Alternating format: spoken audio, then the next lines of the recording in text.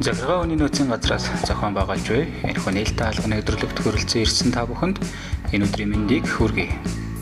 Нээлттэй хаалганы өдрийг хамтран зохион байгуулагч Хоёул эрхцэн албанаас үзүүлж байна.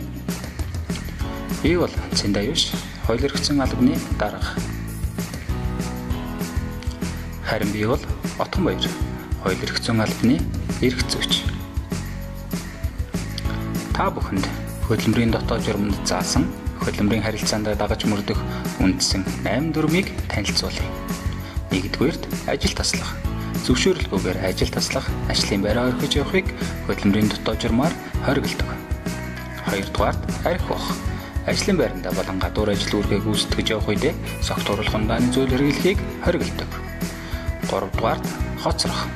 Тухайн сард 3 ба түүнээс дээш удаа хоцрох, эсвэл 30 минут ба түүнээс дээш хугацаагаар хоцрохыг хориглодог. 4-р цайны цаг хэтрүүлэх. Өдийн завсарлагын цагаас эрт завсарлах, хоцорч ажилдаа ирэхийг хориглодог. 5-р худал бүртгэл.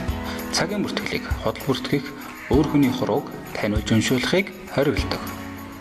6-р технологийн зөрчил.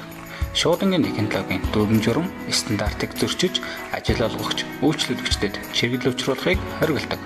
7-р эд хөрөнгийн хариуцлага. Компани өмч хөрөнгө техник хэрэгсэл эзүүлсийг эвдэх гэмтэх автаж өргөдүүлэхийг хориглодог. 8-р завших. Албан тушаалын байдлаа ашиглан эд хөрөнгө олж авах, өөр тулан бусдад давуу байдал бий болохыг хориглодог.